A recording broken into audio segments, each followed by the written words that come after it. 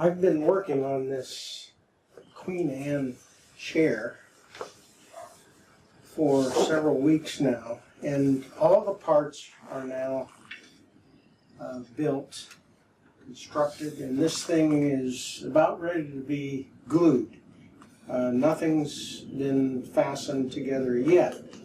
So next stage is to glue this. This Queen Anne chair is something that I saw in Wallace Nutting's Furniture Treasury, Volume 1, and he had several sketches in this book about the dimensions and some of the details that I put into SketchUp and then created all the full-size templates that are needed for the stretchers, the turnings, the leg, the cabriole leg,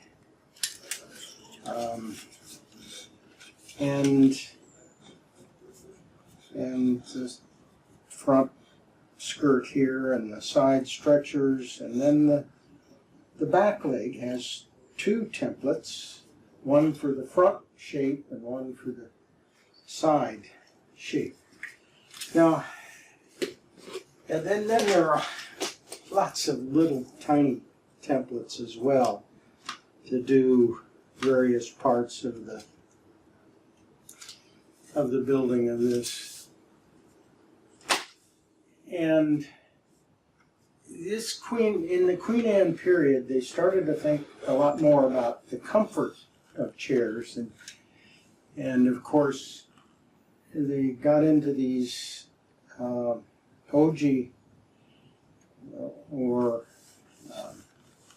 these curves, the reverse curves, a lot in the design. But notice the curvature of the back slat, for example, so that it has a shape to help support the lower back. That was something new in chair design. This chair also has turned undercarriage, somewhat heavy undercarriage, but that kind of helps to balance the design of the chair. Now I'd like to just quickly take this apart so that you can see the individual parts, if I can somehow do that where you can see what's happening. And I'm going to start by removing the front legs. Everything is mortise and tenon here, and they're pinned mortise and tenon joints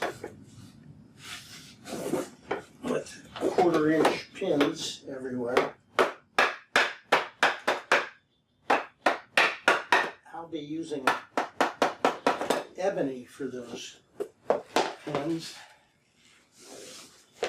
So here we've got the front skirt and the legs. Let me just pull a leg. Here you can see the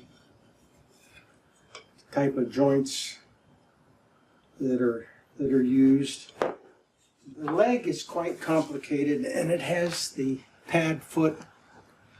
So that pad foot is turned on the lathe, and then you shape with bandsaw cuts the cabriole shape, and then there's a lot of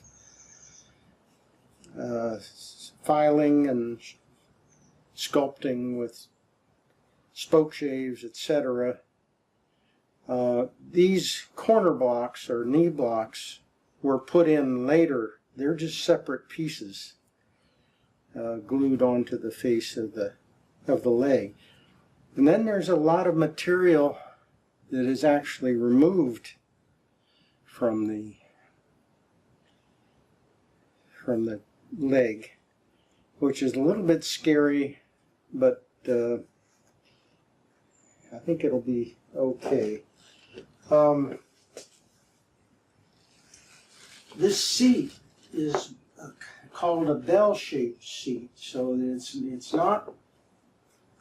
It's got the curves throughout.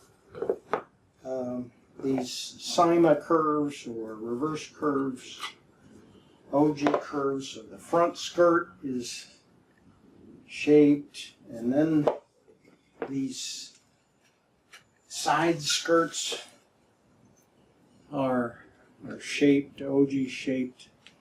Notice that there's a cutout in the top edge of these rails, and a slip seat will slip down into this space. You know, it'll be an upholstered seat that's just removable on a wooden frame.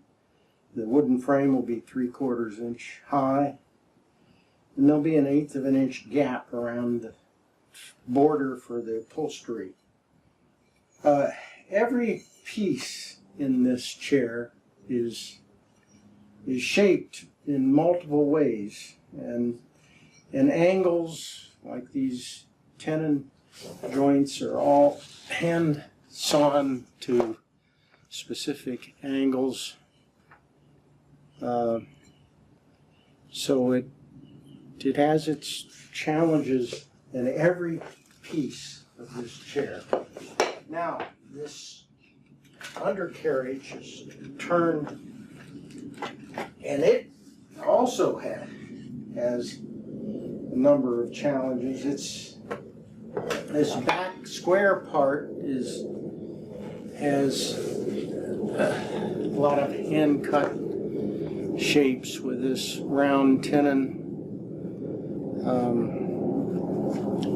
which is drilled into the back leg, and this is the tenon that goes in the front leg. So even the turnings have a lot of angles.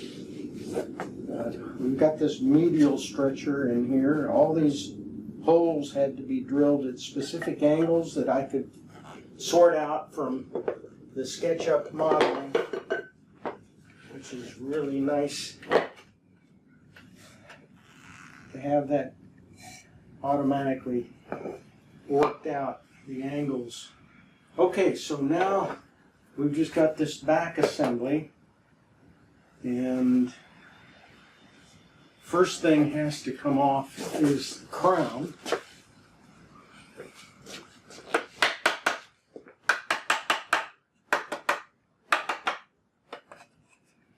And because of its shape, these little tenons on the ends of the back leg have to be shaped in those triangle shapes.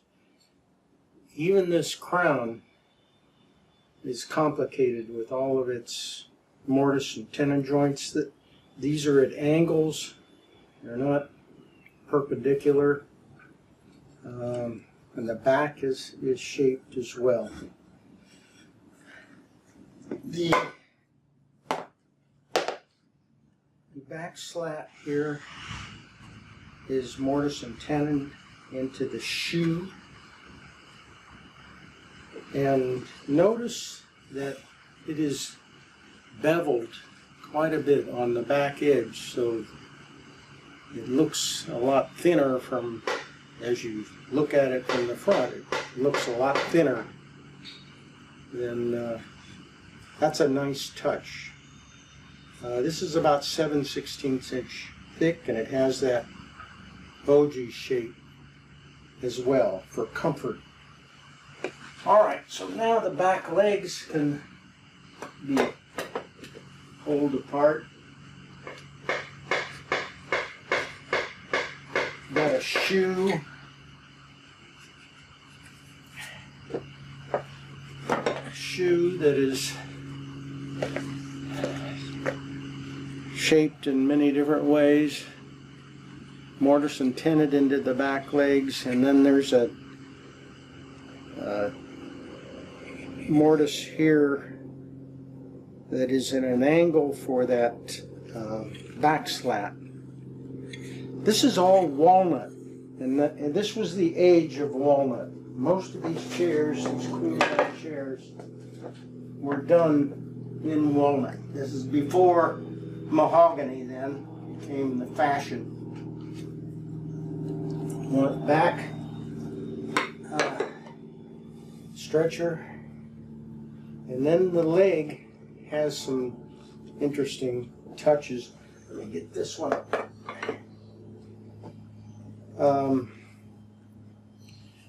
It has these chamfers in the lower part of the leg.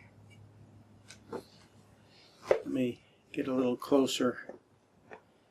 Chamfers here. It also has a chamfer in the back of the leg.